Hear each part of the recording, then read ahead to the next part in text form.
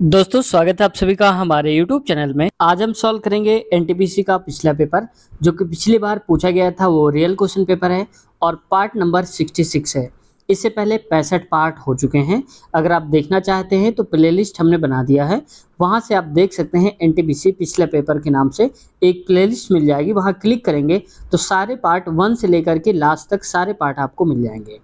दोस्तों आप जानते हैं कि पिछली बार 2018 की जो वैकेंसी आई थी एक बार, तो उसमें से बहुत सारे क्वेश्चंस रिपीट हुए थे एनटीपीसी के 2019 वाली वैकेंसी में। और 2019 की वैकेंसी में जो आए थे क्वेश्चंस जो मैं करा रहा हूँ ये वाले, अब रिपीट होने के चांसेस है 2024 में।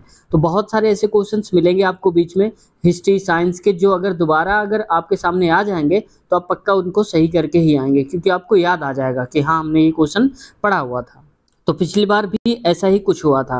तो दोस्तों अपनी एक सीट अगर आप पक्की करना चाहते हैं 2024 में, तो लगातार बने रहिए हमारे साथ। हम आपको सिलेक्शन तक ले जाएंगे और जो जो गाइडेंस दे रहे हैं आप उसको फॉलो करते हैं तो निश्चित तौर से आप सिलेक्शन इस साल ले लेंगे। दोस्तों चैनल पे अब तक नए हैं और सब्सक्राइब नहीं किया तो आपसे रिक्वेस्ट है चैनल को सब्सक्राइब कर लीजिए और बेल आइकन भी दबा लीजिए, ताकि जब भी वीडियो अपलोड करें आपके पास नोटिफिकेशन पहुंच जाए और आप आसानी से वीडियो को देख सकें। पहला क्वेश्चन है, गन्ने के पौधे डैश को रासायनिक ऊर्जा में बदलने वाले प्रभावी परिवर्तकों में से एक हैं। तो ये है सूर्य के प्रकाश को, यानी कि गन्ने के जो पौधे होते हैं दोस्तों, ये सूर्य के प्रकाश को रासायनिक ऊर्जा में बदलने का कार्य भी करते हैं, याद रखिएगा। अगला क्वेश्चन है, अंतर्राष्ट्रीय परमाणु ऊर्जा एजेंसी यानी कि IAEA की स्थापना किस वर्ष की गई थी? तो 1967 में करी गई थी। याद रखना क्योंकि ये पूछा जा सकता है और एक बार रिपीट भी क्वेश्चन हुआ है ये, ठीक है। सेम क्वेश्चन नहीं आया था लेकिन थोड़ा सा घुमा करके पूछा था और कहने का मतलब उसके यही था। तो 1957 में याद रखना अंतर्राष्ट्रीय परमाणु ऊर्जा एजेंसी का गठन हुआ था। आगे बढ़ते हैं क्वेश्चन पे। नेक्स्ट है, एक अलग अनुशासन के रूप में माइक्रो इकोनॉमिक्स के संस्थापक जनक के रूप में किसे जाना जाता है? तो यह है जॉन मेनार्ड कीन्स। तो देखो कई बार क्या होता है, जॉन कीन्स भी लिखा होता है या कई बार मेनार्ड कीन्स भी लिखा रहता है। तो याद रखना John Maynard Keynes, option number चौथा करेक्ट है। नेक्स्ट देखो, ये क्वेश्चन जो है थोड़ा सा दमदार क्वेश्चन है। यदि एक संख्या की 2/3 में से 70 को घटाया जाए तो प्राप्त परिणाम जो होता है 30 और उस संख्या के 1/4 की योग के बराबर आता है। तो देख लो, पहले मान लो एक संख्या की 2/3, इसका मतलब मान लेता हूं कि एक संख्या x होगी तो 2/3 कितना हो जाएगा 2x/3। 2/3 कितना घटाना है 70 घटाना है, तो 70 आप घटा दीजिए, बराबर कितना होता है? तो कह रहा है जो परिणाम हमें मिलेगा 30 और उस संख्या के 1/4 की योग के बराबर है। यानी कि अगर हम इसमें 30 जोड़ते हैं प्लस और ये वाली संख्या का 1/4 यानी कि x/4 की योग के बराबर हो जाता है। तो ठीक है भाई, इसको इधर भेज दो x वाले को, तो 2x/3 ये माइनस हो जाएगा तो x/4 आएगा और नंबर वाले को 70 को उधर भेजेंगे तो 30 प्लस का आएगा 70, ठीक है। अब आगे देखो, यहाँ पर एलसीएम ये डायरेक्ट आप मल्टीप्लाई करा दो, 4 दूनी 8x माइनस का 3x और नीचे आ जाएगा 4 3 12, ये 12 लिखा हुआ है यहाँ पर, इसको मैं और सही करता हूँ, ये 12 है यहाँ पर, ठीक है। बराबर में आ जाएगा 30 70 100 हो जाएगा। अब इसको इधर आप भेजेंगे तो हो जाएगा, मैं यहाँ लिख देता हूँ इधर करके, तो 8 में से 5 गए तो 8 में से 3 गए तो 5x बराबर का ये 1200 हो जाएगा, तो 1200 बचेगा। और x की वैल्यू क्या आ जाएगी, 5 दूनी 10 5 चौके 20 यानी कि 240 आ जाएगी, ठीक है भाई। 1200/5 करेंगे तो 240 आएगा, तो ऑप्शन नंबर हमारा पहले ही करेक्ट हो जाएगा। आगे बढ़ते हैं क्वेश्चन पे। नेक्स्ट क्वेश्चन देखो, सहसंयोजक बंध दो परमाणुओं के बीच इलेक्ट्रॉनों की साझेदारी के परिणाम स्वरूप निर्मित होते हैं ताकि दोनों पूरी तरह से भरे हुए हों, कोष डैश को प्राप्त कर सकें, यानी कि वहतम कोष को प्राप्त कर सकें। यही तो होता है 2 8 8 18 18 32, यही तो होता है। पहले में होते हैं पहली कक्षा में 2 फिर 8 और 8 ऐसे करके हम भरते हैं, ठीक है। तो वही बोला जा रहा है बाहरी कोष जो है वो पूर्ण हो सके उसका। जैसे मान लो साझेदारी करते हैं ना, जैसे मान लो कि ऐसे मान लो, कई बार आपने पढ़ा होगा इंटर वगैरह में फिजिक्स में कि इससे एक इलेक्ट्रॉन साझा कर रहा है ये वाला, इससे ये इलेक्ट्रॉन एक साझा कर रहा है ना, तो ऐसे बना लेते हैं प्लस माइनस, तो वही होता है। आगे देखते हैं नेक्स्ट क्वेश्चन पे। आंख की फोकस दूरी को समायोजित कर निकट और दूर की वस्तुओं पर ध्यान केंद्रित करने की क्षमता को आंख की डैश कहा जाता है। तो ये समंजन क्षमता होता है। जैसे आपने देखा होगा कि जो कैमरा होता है, कैमरा में हम जूम भी कर लेते हैं और जूम आउट जूम इन कर लेते हैं, यानी कि कोई भी चीज़ को हम दूर भी देख सकते हैं और छोटा करके भी देख सकते हैं, बड़ा करके भी देख सकते हैं। तो ठीक वैसे ही हमारी आँखों में भी एक क्वालिटी होती है, क्षमता होती है कि हम दूर की वस्तुएँ हैं तो भी उनको देख सकते हैं, पास की वस्तुएँ हैं तो भी देख सकते हैं। एडजस्ट करते हैं कौन? फोकस को अपने। तो ये जो कला होती है इसको हम क्या बोलते हैं? ये समंजन क्षमता होती है। आँख की समंजन क्षमता, आप याद रखना इसको, ठीक है? आगे बढ़ते हैं क्वेश्चन पे। प्रथम गोलमेज सम्मेलन डैश कब शुरू हुआ था? देखो ये बहुत बार पूछा गया था, इसमें तो प्रथम पूछा है और उसमें द्वितीय और तृतीय भी पूछा गया था। तो प्रथम गोलमेज सम्मेलन कब हुआ था? 30 नवंबर में हुआ था और अगला हुआ था 31-32, याद रखना आप, ठीक है? आगे बढ़ते हैं क्वेश्चन पे। नेक्स्ट है डी की वैल्यू है 23 और टी है 7 नंबर पे। तो एडिशन को हम कैसे लिखेंगे? तो पहले तो हम ये देख लें कि डी को हम 23 कैसे लिख सकते हैं। तो देखो डी होता है और डी का उल्टा होता है दोस्तों यहाँ पर डब्ल्यू, और डब्ल्यू आता है 23 नंबर पे। ठीक वैसे ही टी देखो, जो टी होता है, टी का अपोजिट होता है जी, और जी आता है 7वें नंबर पे आता है। इसका मतलब इसके उल्टा वाले जो लेटर हैं उसी का क्रमांक लिख दिया गया है। तो देखो मैं यहाँ पर इसको थोड़ा छोटा करता हूँ वैसे करके। अब देखो यहाँ पर लिखा है एडिशन लिखा है, तो ई का उल्टा क्या होता है? तो वी होता है।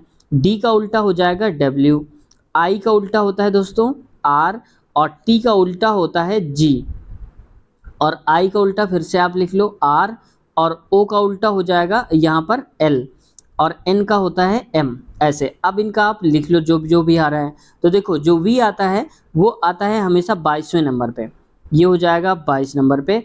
और डब्ल्यू हमेशा आता है दोस्तों इसके जस्ट आगे, यानी कि 23 नंबर पे आता है, वी डब्ल्यू होता है। और आर आता है दोस्तों, हमेशा याद रखेंगे, 18 नंबर पे, और ये आता है जी 7वें नंबर पे, यहाँ से आपने देखा भी होगा।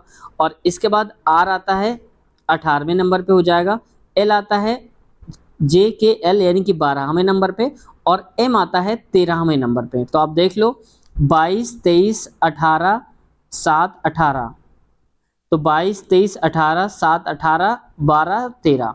तो देखो ऑप्शन नंबर हमारा पहला ही सही उत्तर हो जाएगा। आगे बढ़ते हैं क्वेश्चन की तरफ। नेक्स्ट है भारत में डैश में परमाणु ऊर्जा की गतिविधियों की निगरानी के लिए परमाणु ऊर्जा आयोग डैश की स्थापना की गई थी। यानी कि कहने का इसके मतलब ये है कि एटॉमिक एनर्जी कमीशन जो बनाया गया था वो किस सन में बनाया गया था? तो ये अगस्त 1948 में बनाया गया था, ये भी आप याद रखना।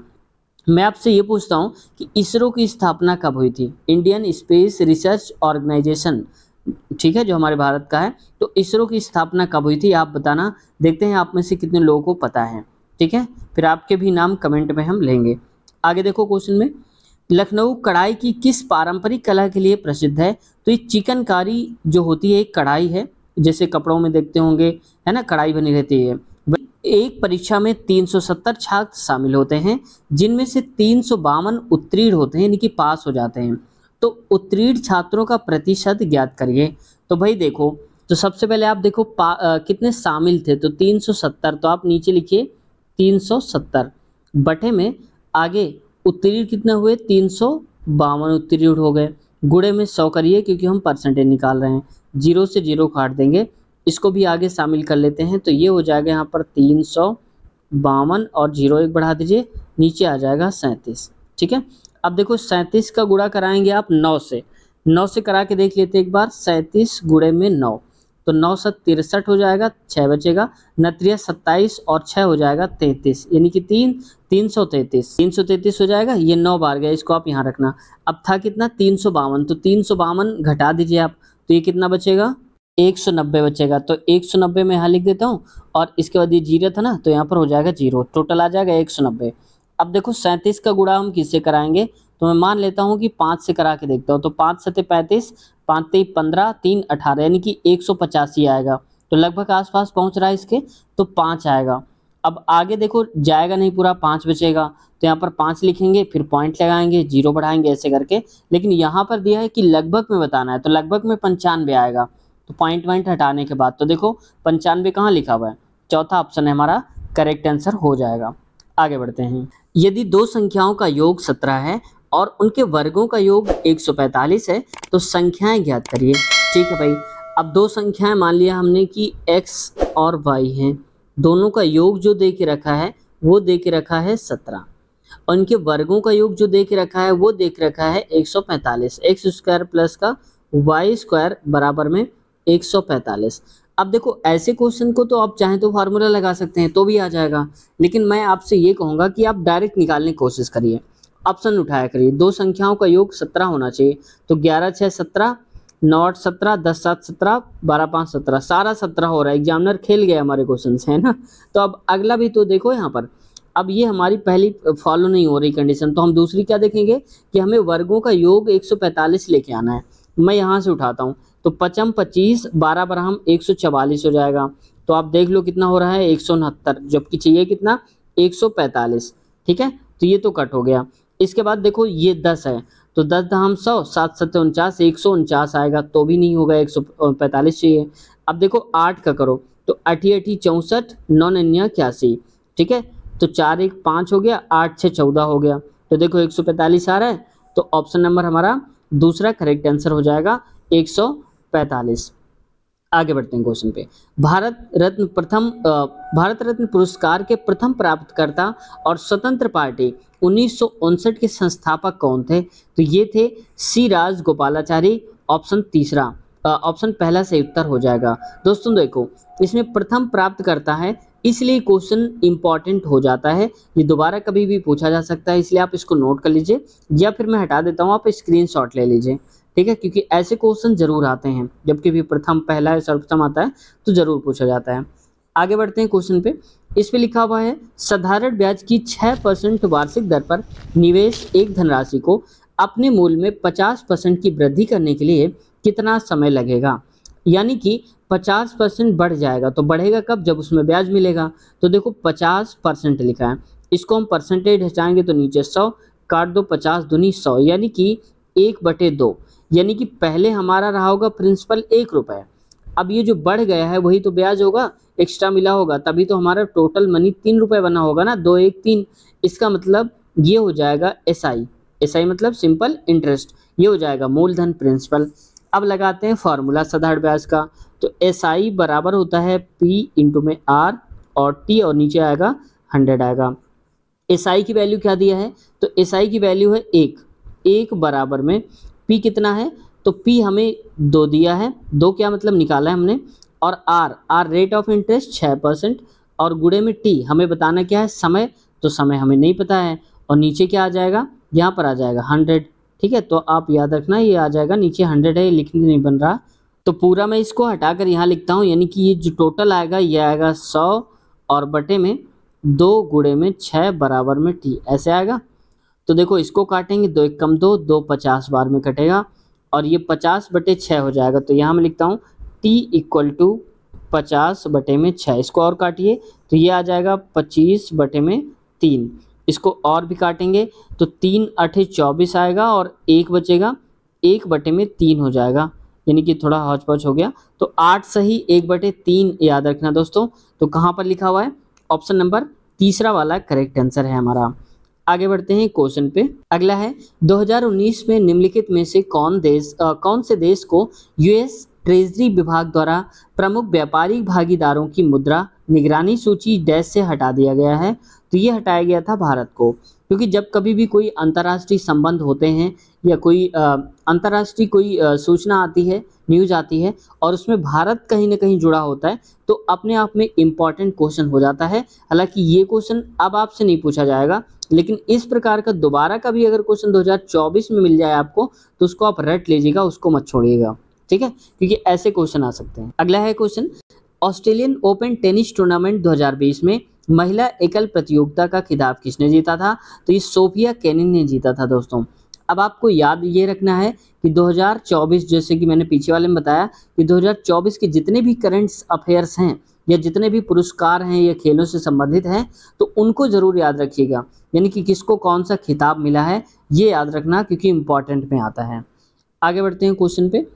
दुनिया की बाकी देशों के साथ किसी एक देश के लेन देन को संक्षेप में बताने वाले खातों के समूह को डैश कहते हैं। तो ये होता है भुगतान शेष यानी कि बैलेंस ऑफ पेमेंट्स, यानी कि दुनिया के जितने भी बाकी देशों के साथ जो भी हम लेन देन करते हैं उनको शॉर्टकट में क्या कहते हैं, भुगतान शेष बोलते हैं। ठीक है, उनका जो ग्रुप होता है खातों, बहुत सारे अकाउंट्स होते हैं, उससे संबंधित। अगला है, बंगाल के नवाब सिराजुद्दौला प्लासी की लड़ाई में किस वर्ष हारे थे? तो बस कुल मिला के देखो घुमा दिया है, कहना चाहता है प्लासी की लड़ाई कब हुई थी? तो आपको पता है 1757 में हुई थी प्लासी की लड़ाई। ठीक है, जरा आप डेट बताना, इसमें तो सन दे के रखा है 1757 में, आप बताना कि अप्रैल में हुई थी, जून में हुई थी, अगस्त में, ऐसे करके आप बताना कि कौन सा सही है। ठीक है, आगे बढ़ते हैं क्वेश्चन पे। नेक्स्ट है, 2018 में केंद्र सरकार ने भारत के विशेष आर्थिक क्षेत्र यानी कि SEZ नीति का अध्ययन करने के लिए प्रतिष्ठित व्यक्तियों के एक समूह का गठन किया। समूह की अध्यक्षता किसको दी गई थी? तो बाबा कल्याणी जी को दी गई थी। ये क्वेश्चन अब आपको दूर दूर तक नहीं पूछा जाएगा। अब आप कह रहे होंगे कि सर आप तो बोल रहे हैं कि लेटेस्ट पेपर है लेकिन 2018 लिखा है। तो 18 लिखा है दोस्तों, क्यों? क्योंकि ये जो वैकेंसी आई थी 2019 में आई थी और 18 का पूछा गया है। आपने देखा भी होगा कि बहुत सारे ऐसे क्वेश्चंस पूछे गए थे जो कई कई साल पुराने भी थे, 2-2 ढाई साल ऐसे भी 1-2 क्वेश्चन आ गए थे। ठीक है, आप में से जो कैंडिडेट्स लगातार जुड़े होंगे उन्हें पता भी होगा इस बात को। ठीक है, जिन्होंने पेपर दिया होगा 2019 वाला। आगे देखो 2018 की एशियाई, देखो ये भी क्वेश्चन में ही आ गया। एशियाई खेलों के लिए समारोह के दौरान भारत के लिए ध्वजवाहक कौन था? तो नीरज चोपड़ा था। 2018, अब 2000 पूछा जा सकता है, कब का? 2022 का पूछा जा सकता है। ठीक है, ये भी आप याद रखना। आगे बढ़ते हैं क्वेश्चन पे। क्वेश्चन है, किसानों की त्वचा को कीटनाशकों के प्रभाव से बचाने के लिए डैश द्वारा एक टॉपिकल जेल विकसित किया गया है। तो इसका नाम है स्टेम सेल विज्ञान एंड पुनर्योजित चिकित्सा संस्थान, इसने बनाया हुआ है दोस्तों। ठीक है, इसने बनाया है, इसको बोलते हैं institute for stem cell science and regenerative medicine, याद रखना आप। निम्नलिखित में से कौन सा एकल चिप आधारित उपकरण है जो अपने आप में एक पूर्ण प्रोसेसर है और अंकगणित और तार्किक संचालन में सक्षम है? तो माइक्रो प्रोसेसर है। ये क्वेश्चन आ सकता है क्योंकि हर एक सेट में आप लगातार देख रहे होंगे कि कंप्यूटर से 1 या 2 क्वेश्चन डाल दिए जाते हैं। ठीक है, तो ज़्यादा से ज़्यादा क्वेश्चन आएंगे तो 2 आएंगे, बहुत कम आएगा तो 1, या कई सेटों में ऐसे भी देखने को मिलता है कि कोई भी क्वेश्चन कंप्यूटर का नहीं आता है। ठीक है, तो ज़्यादा नहीं लेकिन थोड़ा बहुत आपको देखने की आवश्यकता जरूर है। आगे बढ़ते हैं क्वेश्चन पे। करें कि धातु के एक घनाभ की ऊंचाई 5 सेंटीमीटर, 40 सेंटीमीटर और 32, यानी कि LBH दे के रखा है, B और H। L कितना है? 50 और 40, ये हो जाएगा 32, 40 लिखा हुआ यहाँ पर। एक घनाभ को पिघलाकर, अब देखो दोस्तों जब पिघलाया जाता है किसी चीज़ का ना, तो उसका इसका मतलब है कि आयतन की बात हो रही है। परिवर्तित किया जाता है किसमें? घनाभ में परिवर्तित किया जाता है। और घन का पृष्ठीय क्षेत्रफल हमें बताना है, घन में परिवर्तित करना है इसको। तो ये बताओ इसका आयतन क्या होगा? L × B और H होता है, तो ऐसे कर दीजिए, 4 पंचे 20 आएगा, तो ये कर लीजिए 20 और 2 जीरो बढ़ेंगे तो 2 जीरो बढ़ा दीजिए, गुणे में 32 हो जाएगा। ये हो गया इसका आयतन, यानी कि LBH बराबर आ गया। अब जो इसका आयतन होगा वही आयतन किसका होगा? घन का भी आयतन होता। तो घन का आयतन क्या होता है? भुजा क्यूब होता है, यानी कि अगर A भुजा है तो भुजा क्यूब होगा और ये बराबर इसके होगा। क्यों? क्योंकि मैंने बताया था 1-2 वीडियोज में कि छोटी छोटी अगर 2 बॉल लेते हैं, दोनों बॉल को पिघला कर एक बड़ी सी बॉल बनाते हैं ना, तो वो जो मटेरियल है वो उतना ही रहेगा, कम नहीं होगा। ठीक है, वैसे ही देखना है। तो यहाँ पर A क्यूब निकालना है, तो 32 दूनी होता है 64, तो 64 लिखा कर लो। और ये 64 किसका होता है? तो ये होता है 4 चौक 16 चौक 64, यानी कि 4 और 3 जीरो में से 1 जीरो निकाल लीजिए, A की वैल्यू आ जाएगी 40। तो A तो आ गया हमें 40, यानी कि भुजा जो है घन की वो हमें पता चल गई 40। मैं इसको हटाता हूँ और आगे स्लाइड पे लिखता हूँ, आप स्क्रीनशॉट ले लीजिए। ठीक है, आगे देखो A की वैल्यू आ गई हमारे पास 40 सेंटीमीटर। अब कह रहा है कि घन का पृष्ठीय क्षेत्रफल, और हमें पता है घन का पृष्ठीय क्षेत्रफल होता है 6A² बराबर में हो जाएगा यहाँ पर ऐसे ही कर लो आप 6, और A की वैल्यू क्या है? 40 गुणे में 40, क्योंकि स्क्वायर लगा है, तो 4 चौक 16, ये हो जाएगा 16 गुणे में 6 और गुणे में ये 100 कर दो आप, एक साथ भी रखेंगे जीरो तो कोई दिक्कत नहीं है। 6 छंग 36, 6 के 6 6 3 9, 96 और ट्रिपल जीरो डबल जीरो है यहाँ पर तो डबल करिएगा तो 96 100 हो जाएगा सेंटीमीटर स्क्वायर। एरिया निकालते हैं तो स्क्वायर लगाते हैं तो 9600 सेंटीमीटर स्क्वायर हो जाएगा। ऑप्शन नंबर चौथा करेक्ट आंसर है। समझ गए होंगे आप। आगे बढ़ते हैं क्वेश्चन पे।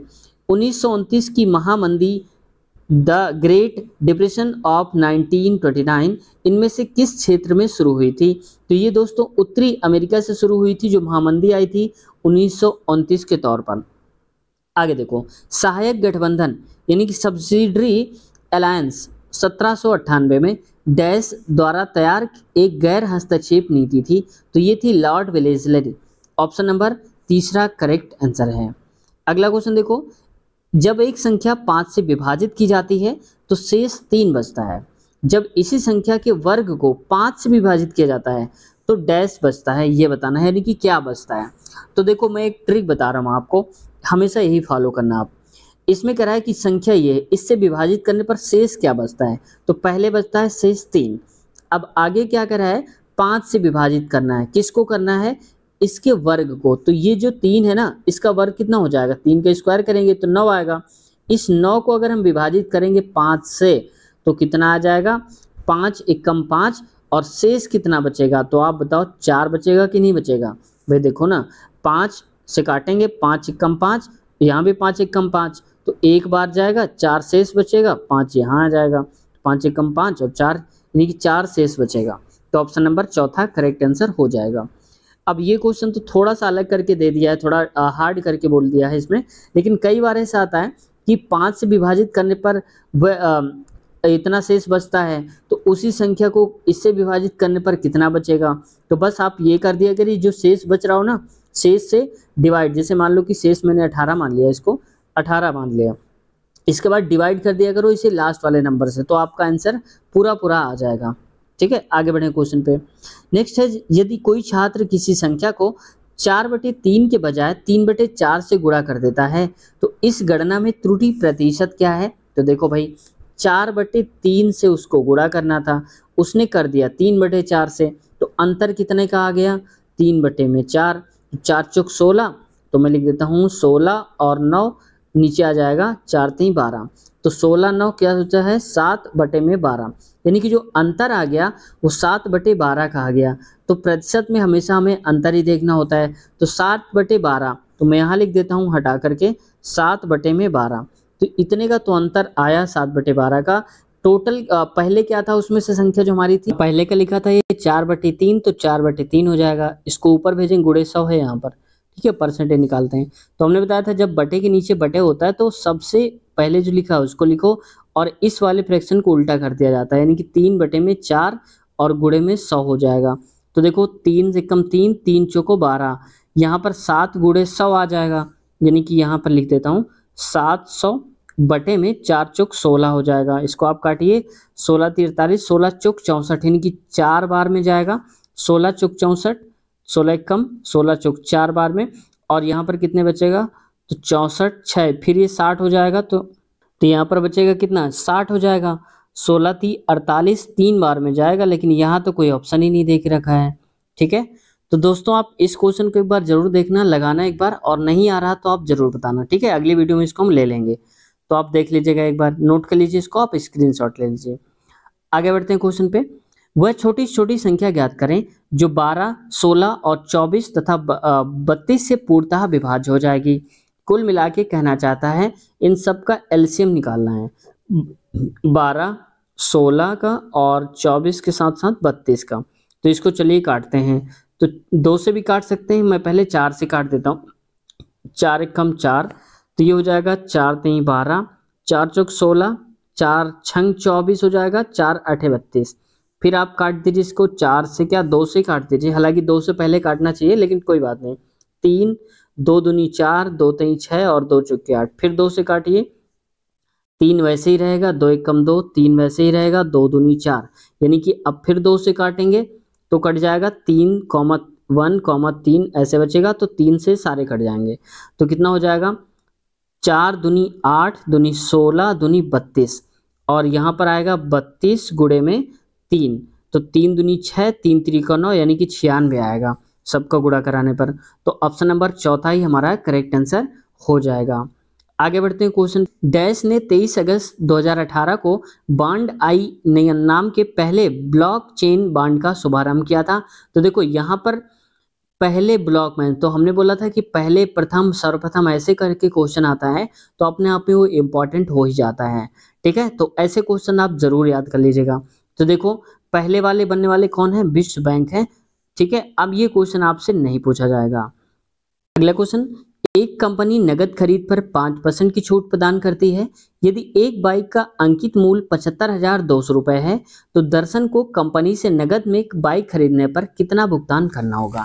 कुल मिला के कहना ये चाहता है कि अगर इसमें 5% की छूट दे दें तो कितने रुपए हमारे पास बचेंगे। तो कि इसका 5% आप निकाल लीजिए, तो 75,200 का 5% यानी कि 5 नीचे आ जाएगा 100।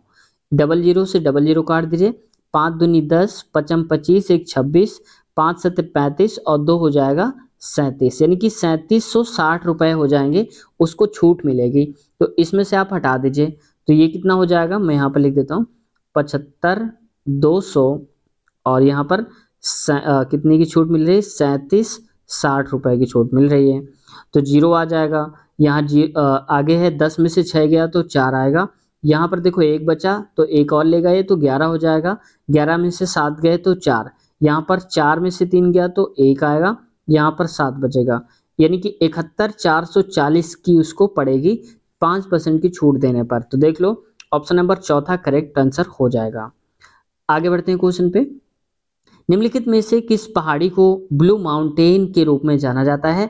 तो ब्लू माउंटेन नीलगिरी की पहाड़ियों को जानते हैं और ये क्वेश्चन भी रिपीटेड क्वेश्चन है, एनटीपीसी का ही क्वेश्चन है जो कि पूछा गया था पिछली बार, याद रखना आप।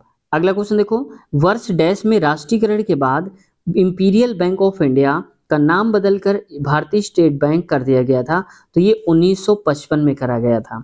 ठीक है, राष्ट्रीयकरण जब हुआ था तो इसमें से नाम पहले इंपीरियल बैंक ऑफ इंडिया नाम था इसका, लेकिन उसका नाम कब बदला गया, 1955 में, और हो गया स्टेट बैंक ऑफ इंडिया यानी कि एसबीआई के नाम से जानते हैं। अब दोस्तों देखो यहाँ पर पिछले बार ऐसे क्वेश्चंस बहुत सारे पूछे गए थे कि कौन सी बैंक किस में मर्ज हो गई है। ठीक है, इलाहाबाद बैंक जैसे इंडियन बैंक दोनों मिल गई आपस में, तो ऐसी बैंकों पे पूछा गया है कि कौन सी बैंक किस में मर्ज हो गई है। तो ये आप जरूर याद रखना, तो एक बार आप देख लेना जहां कहीं से भी आपको मिल जाता है। आगे बढ़े क्वेश्चन पे, नेक्स्ट है 74 पे, वह छोटी छोटी संख्या ज्ञात करें जिससे 720 को गुणा करने पर गुणनफल एक पूर्ण वर्ग प्राप्त हो। यानी कि 720 लिखा है, अब ऑप्शन से आप उठाओ, अगर हम 3 से गुणा करेंगे तो 3 दूनी 6, 3 सत्ते 21, 2160 किसी का स्क्वायर नहीं होता है।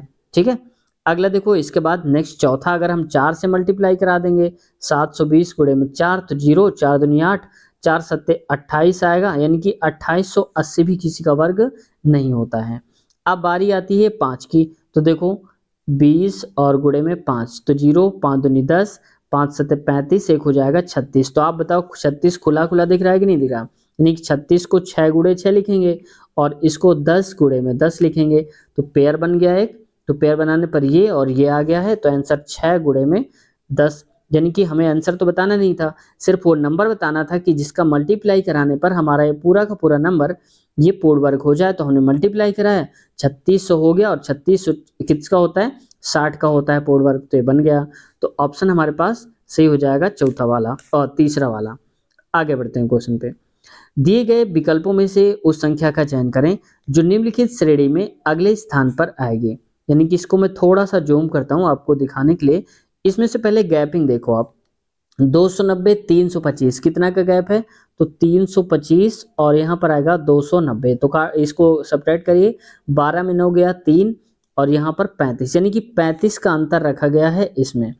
अब अगले में देखो आप, अगले में क्या है, तो पहले में 35 है, आपको याद रहेगा ना कि पहले में 35 का गैप है। दूसरे में इन दोनों का गैप निकालो, 362 और 325, तो 12 में 5 गया है 7, 5 में से 2 गया तो 3 आएगा, यानी कि 37 का वर्ग है और 37 का अंतर है।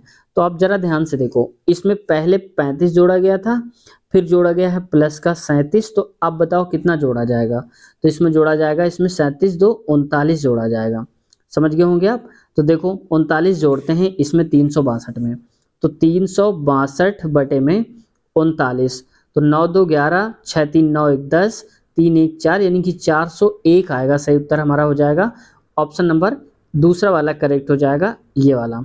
समझ गए होंगे आप। तो दोस्तों एक काम करेंगे, आज की वीडियो को हम यहीं तक रखेंगे। इसके आगे वाले क्वेश्चन जो आप देख पा रहे होंगे ये सारे के सारे, ये हम कवर करेंगे नेक्स्ट पार्ट में। तो अगला पार्ट अगर आप देखना चाहते हैं तो इसी वीडियो के नीचे आपको लिंक मिल जाएगा, वहां से आप देख सकते हैं, या फिर हमारे चैनल के प्लेलिस्ट में जाकर के सारे पार्ट सीरियल वाइज देख सकते हैं। दोस्तों आपको मैं एक ये कहूँगा आपसे कि अगर आप सच में 2024 में सिलेक्शन लेने की ठान लिया है और लेना ही चाहते हैं तो सारे पार्ट्स को स्टार्टिंग से स्टार्ट करिए, यानी कि 1 नंबर से आप शुरू करिए, लास्ट पार्ट तक जहां भी हम करवाते जा रहे हैं वहां तक देखिए। भले ही अगर ज़्यादा नहीं देख पा रहे हैं तो 3 3 4 4 5 5 भी देखिए। बहुत से लोगों ने कमेंट करा कि सर हम 7 देखते हैं, तो हमने कहा ठीक है अच्छी बात है। तो कहने का मतलब जितना भी आप देख पा रहे हो पार्ट, तो आप फिक्स कर लीजिए कि आज हमें इतने से इतने तक के पार्ट्स देखने हैं, कल हमें इतने से इतने तक के पार्ट्स देखने हैं, और जो जो टॉपिक बताए जाते हैं उन टॉपिक को आप तैयार करते चलिए साथ में। फिर आप देखिए कि आपका सिलेक्शन 2024 में कैसे नहीं होता है। दोस्तों वीडियो से सीखने को मिला हो तो सच में इस वीडियो को अगर आप चाहते हैं तो दोस्तों तक शेयर करिए, ताकि वो भी मोटिवेट हो सकें और वो भी सिलेक्शन ले सकें। दोस्तों अगर आप चैनल पे अब तक नए हैं और सब्सक्राइब नहीं किया तो रेलवे की प्रीवियस सारे क्वेश्चन पेपर पाने के लिए और रेलवे एग्जाम क्रैक करने के लिए इस चैनल को जरूर सब्सक्राइब कर लीजिए और बेल आइकन भी दबा लीजिए, ताकि जब भी वीडियो अपलोड करें आपके पास नोटिफिकेशन पहुंच जाए और आप वीडियो को आसानी से देख सकें। उम्मीद है दोस्तों आपने सब्सक्राइब कर लिया होगा। और दोस्तों लाइक नहीं करते हैं आप लोग, तो आपसे प्लीज़ रिक्वेस्ट है एक बार लाइक कर दिया करिए, तो मोटिवेशन मिलता है। जब हमारा एक सब्सक्राइबर बढ़ता है, ये एक लाइक मिलता है, तो हमें बहुत खुशी होती है और मोटिवेशन मिलता है कि आपके लिए हम और अच्छी से अच्छी चीज़ें ला सकें, ताकि आपका सिलेक्शन किसी तरह से हो सके 2024 वाली वैकेंसी में। दोस्तों मिलते हैं नए वीडियो में। कोई क्वेश्चन है, कुछ कहना चाहते हैं तो कमेंट करिए, हम आपका जवाब जरूर देंगे। अपना ख्याल रखिए, नए वीडियो मिलते हैं। Take care, bye bye.